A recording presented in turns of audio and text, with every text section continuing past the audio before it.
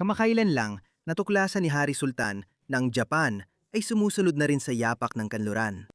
Hanggang kamakailan, akala nating hindi napapadala sa pressure ang Japan. May determinasyon silang panatilihin ang kanilang pambansang pagkakakilalan, kasaysayan at kultura. Pero hindi na ngayon.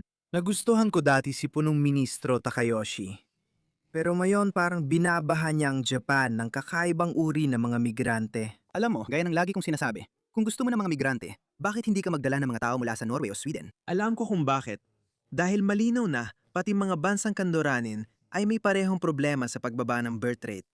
Kaya wala tayong ibang pagpipilian, kundi magdala ng mga tao mula sa masisikip at labis na populadong mga bansa. At ano ang mga bansang yon? Karamihan ay mga bansang Muslim. Kahit saan sila magpunta, hindi nila mapigilan ang sarili nila. Tingnan mo. Isang Muslim ang sumisigaw ng Allah Akbar sa isang templo ng Shinto. Alam mo ba kung bakit nila ginagawa ito? Tingnan mo. Ginagawa nila ito para itayo ang watawat na Islam.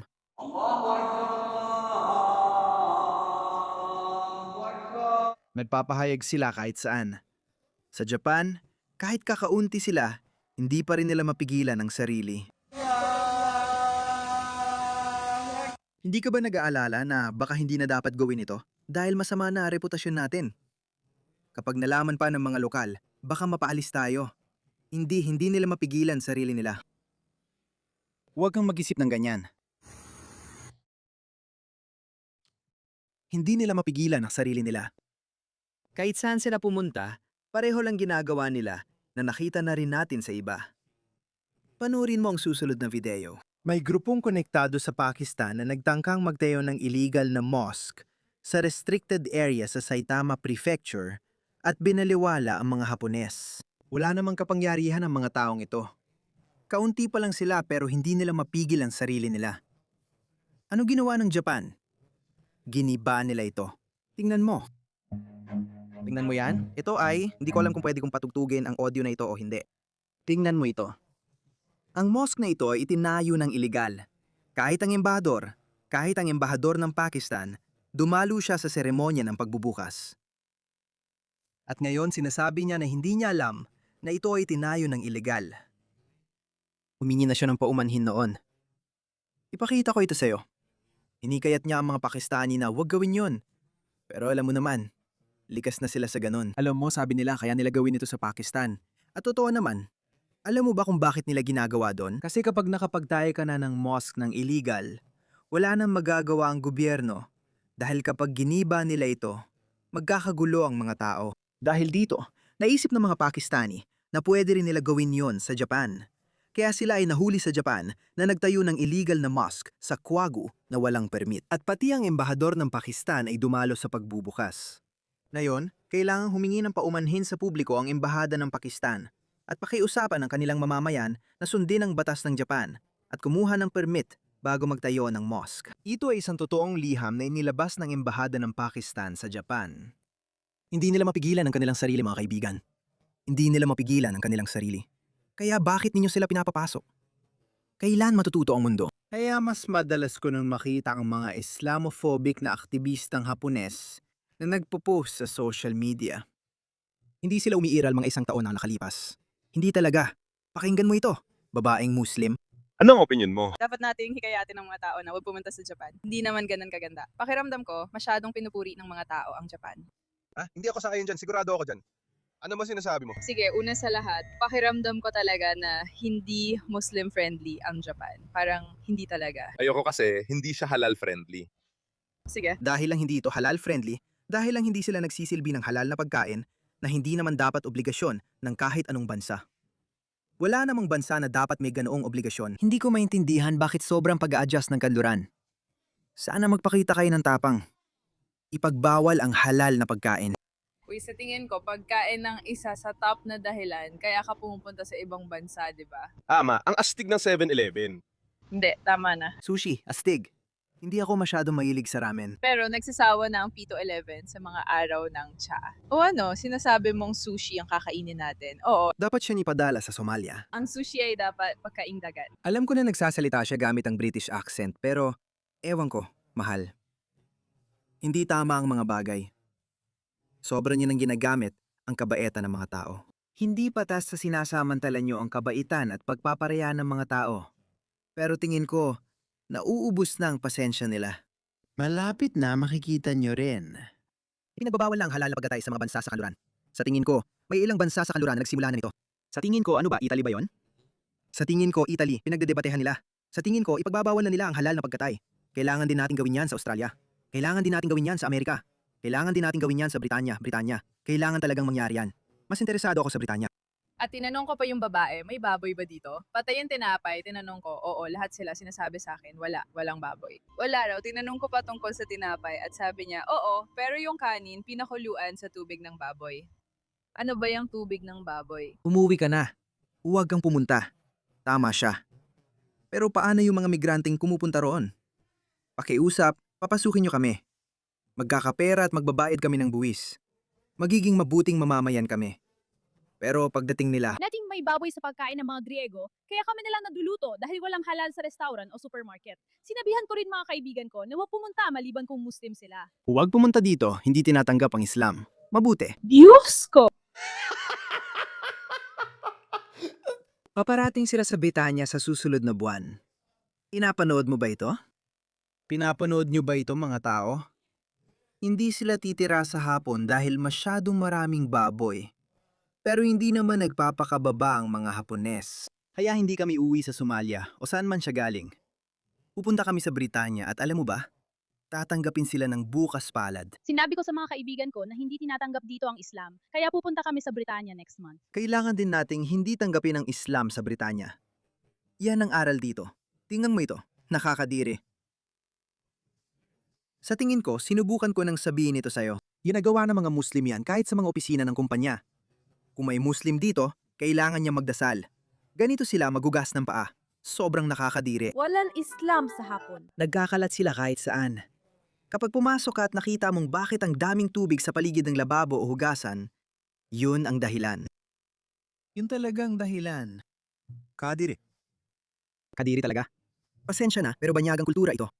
Tingnan mo to. Ang mga Koreano nagpoprotesta laban sa mask ay nag-iihaw ng baboy sa labas mismo ng lugar. 韓国南東部、テグ、 Imihaw na baboy. yung sa mga kapitbahay. 住民たちです。 Hindi ginagawa ng taong ganito kung hindi sila paulit-ulit pinupukaw o tinatakot.